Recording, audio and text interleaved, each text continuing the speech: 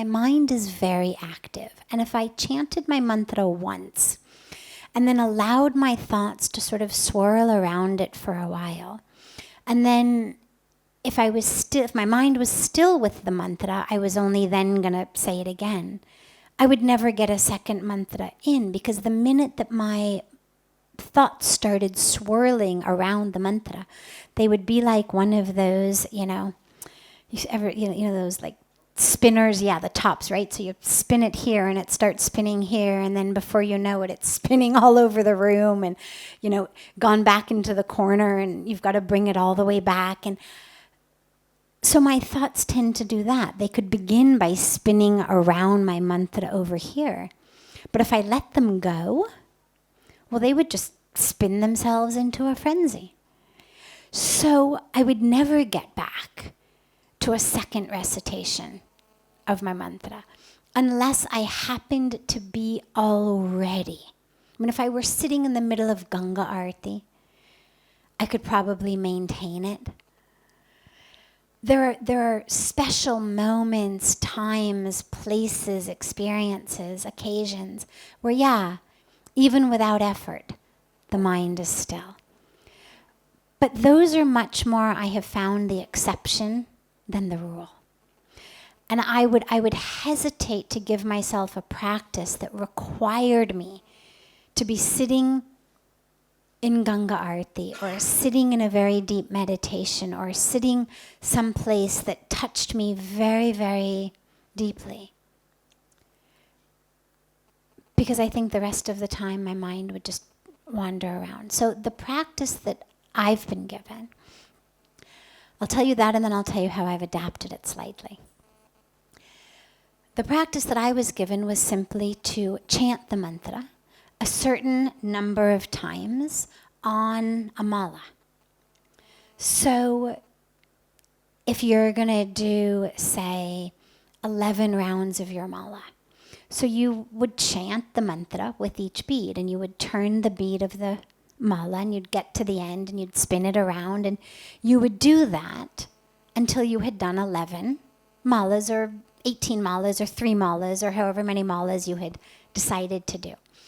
And if the mind wanders, you just bring it back.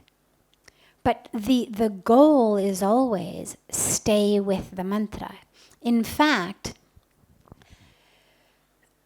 the teachings that I have heard include that not only should you chant your mantra, but you should actually see your mantra, you should hear your mantra, you should taste your mantra. Literally, I had somebody actually ask once, well, what exactly does it, how do you taste your mantra?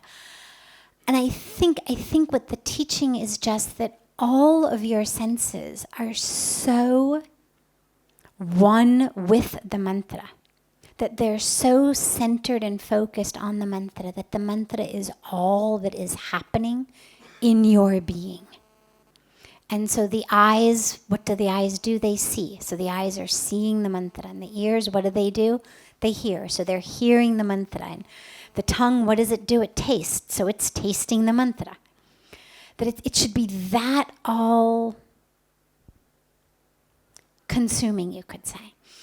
Now, the way that I've slightly adapted that, just because I tend to be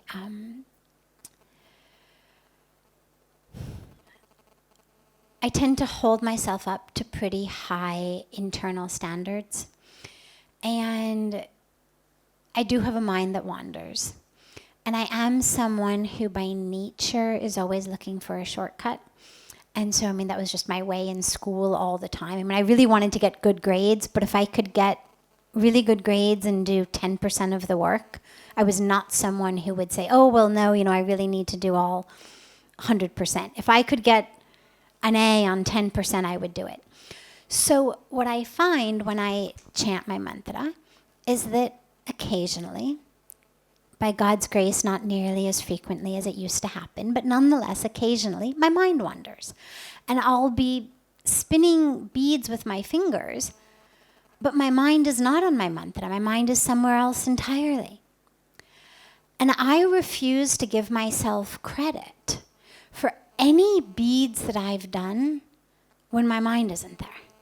And so I'm actually the only person I know who goes backwards on a mala sometimes, because the minute that I discover that my mind has wandered, I try to take as good a call I can as how many beads my mind has been off of the mantra for.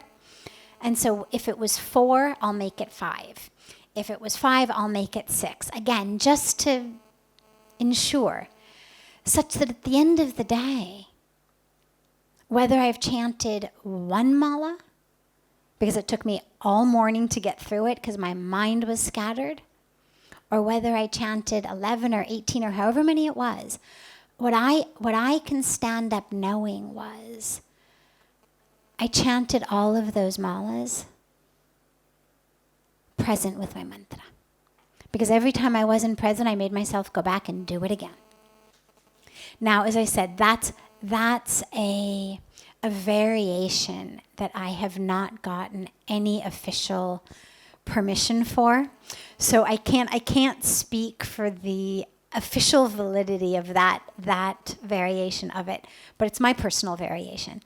So what I would say is do what works for you. If you find that your mind wanders, don't tell it to swirl around the mantra after you've chanted it. See whether you can have all of the senses, including the mind, be on the mantra while you're chanting it. So keep chanting it. Keep turning the beads. Keep saying it. If you need the lips to be moving in order to keep the mind there, because it's easier to keep the mind there, make the lips move. Move the lips, chant, turn the beads, and try to bring all of your senses. I mean, don't drive yourself crazy trying to figure out what does my mantra taste like, but just try to make it a full sensory experience. That it's just mantra. That is chanting itself. It's not me chanting, but just mantra.